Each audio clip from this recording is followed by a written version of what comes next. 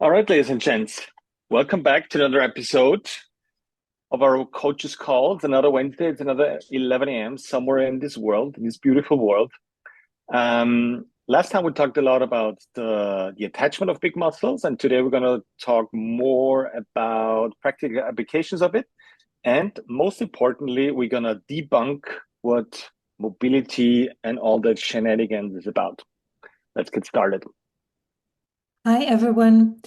So last week, we started talking about the three jobs each muscle has. And I would love for us to dive a little bit deeper. What does that mean? What are the three jobs? Okay, so we established what our training goal is. That is controlling the big bones with big muscles. All right, cool. We talked about the attachment. So it's not only about the volume of muscles, but also where muscles attach. And as the conclusion, there's basically three muscles left that we focus on first because they have the biggest size plus the most attachment on those bones we want to control. And that's the glutes, that's the obliques, and that's the lats. Perfect. So how did I end up handing out jobs to muscles? Um, I have to tell a story first. I was lucky, plain lucky, to get my hands on pro athletes, Olympic level athletes, because they just stumbled into the gym or got recommended or whatever. The point being here is I got to train and work with a beautiful human being, Jonathan, who happened to be an Olympic motocrosser of the United States. So athlete as athlete can be. We're talking about a guy that has like whatever 7% body fat, jumps to the ceiling, power snatches 100 kilos, moves like a Greek god, basically moves perfectly, etc. So he came to the gym, started training, doing his own training program. I checked it out, didn't say much. Basic strength conditioning program, right? Some basic powerlifting moves, some explosive stuff like jumps and snatches and all that kind of stuff. And that was basically it. So he kept coming to the gym a couple of times a week. And I think he started asking a question about where guys would him because we're training right next to him and we're doing a lot of setbacks, sled work, etc. And he said he wanted to try out a session with us and with me. I was like, oh, okay, cool, let's do it. So we started a session with, and bear in mind, Jonathan weighed about 80 kilos, 85 kilos, Greek god, like thick muscles, round muscles, like six pack, obviously, and all that kind of stuff. So, like, pro athlete in his prime. And we started the session probably 7 or 8 years ago with a 30-kilo sandbag carry. Went outside the gym because we have a beautiful 100-meter lane out and in. On the outside was a beautiful day. So he started walking with a 30-kilo sandbag, just hugging it and just carrying it. Um, Again, he snatched like 110 kilos as a power snatch, jumped to the ceiling. So he was like really good athlete. So 30 kilos for him was almost embarrassing. But I was youngish at the time and I didn't want to fuck up the first session with the pro athlete and ruin him and whatever, because he had a long history of injuries.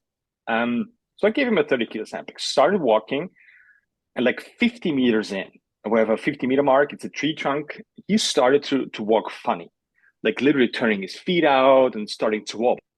I was like, oh my God, I'm literally like, I'm killing a pro athlete here. I'm destroying his career. And there's going to be repercussions from his side. So it's going to cost me a lot of money because I destroyed a pro athlete. Congratulations, Greg. Um, so 20 meters, sorry, 50 meters in, that happened. And like 20, 30 meters later, he had to drop the bag and he puked. I was like, okay, that was it. That was your career. I'm going into whatever, selling cars or insurances because that was my coaching career. I destroyed a pro athlete. Um, and I started to wonder, like, what the hell just happened? This should not have happened. This is not as exhausting as it should be. Long story short, and I asked him, like, dude, what happened? And he was like, well, it's weird. It wasn't heavy, but I never felt that kind of muscle engagement in my obliques and in my hamstrings. I was like, what? Like he was 30 something, so he'd been training for like what, 15, almost 20 years, like strength training 15, 20 years. Like this is not possible. And he described to me that feeling in a muscle is like, okay, his muscles couldn't hold the tension and were not used to holding time under long attention. And that was literally the starting point. When I thought about, okay, wait, maybe it's not just about muscles being trained, but there's different jobs that muscles have to do. And we all know those three jobs. Those three jobs are like in the literature and the textbooks is isometric, concentric, and eccentric. It's nothing new. But obviously, Jonathan had a hard time stabilizing, so isometrically holding tension in his obliques, glutes, hamstrings, whatever you want to call it. I was like, wait. So that means we have to look differently at those big muscles. It's not enough to just train one aspect of them, like concentrically, that means producing tension, but we have to balance out all three. And that's what we did over the next weeks and months. And he put in all the work.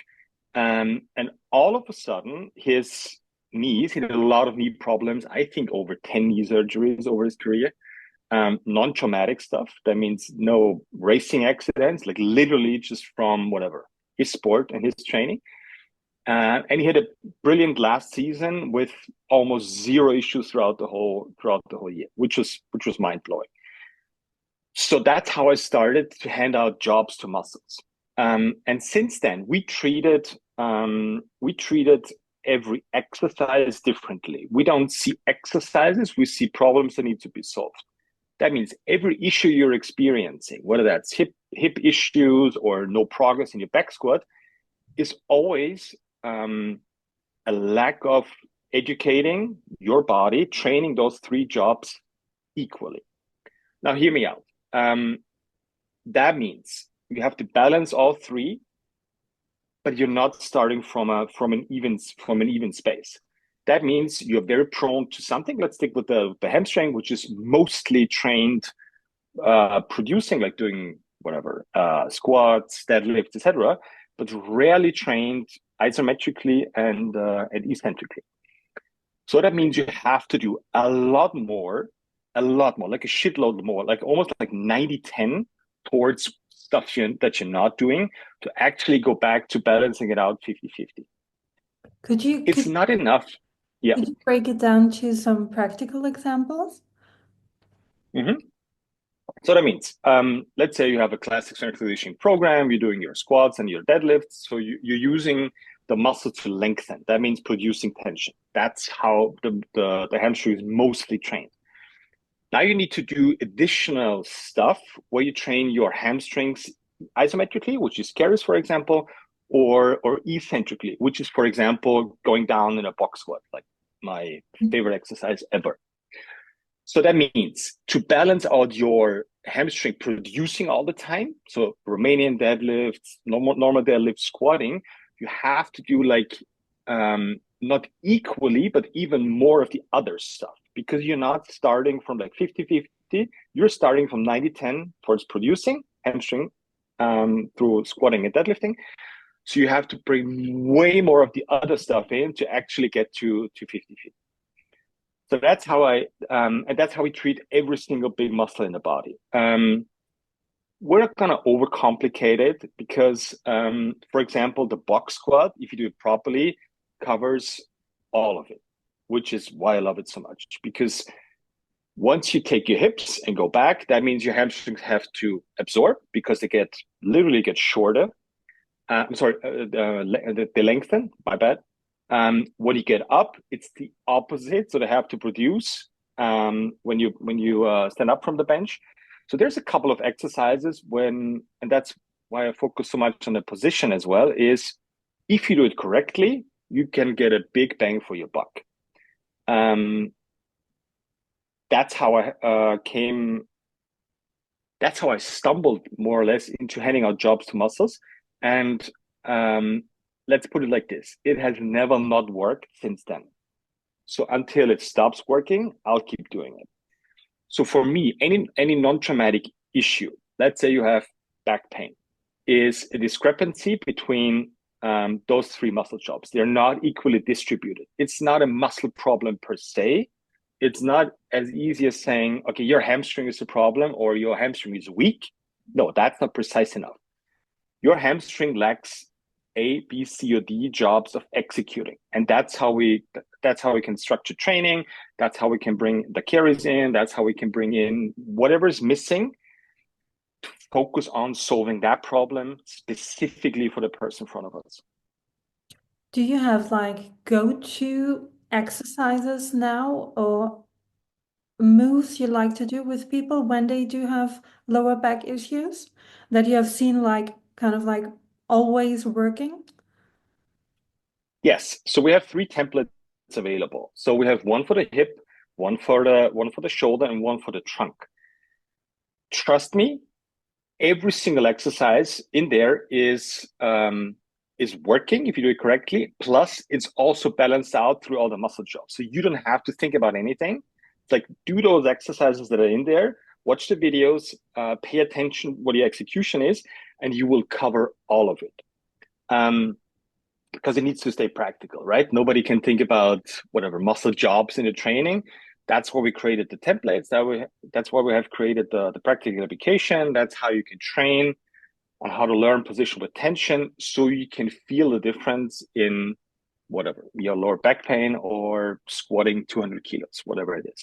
Now, for instance, if I had lower back pain, would you advise me to start off with the template for the obliques or more like for the hips if I don't know where to begin? So the cool thing is it actually doesn't matter because those three muscles that I mentioned, we're going to talk about this on a couple of next calls, are linked together. The hamstrings, the glutes plus the obliques plus the lats. So it doesn't matter where you start as long as you start. You can start with the trunk template, you can start with the shoulder template, you can start with the hip template. At the end of the day, it's gonna pay always towards what your issue is. If you want to be super fancy, do all three templates, like one on Monday, one on Wednesday, one on Friday. That's gonna solve a lot of problems for you out there.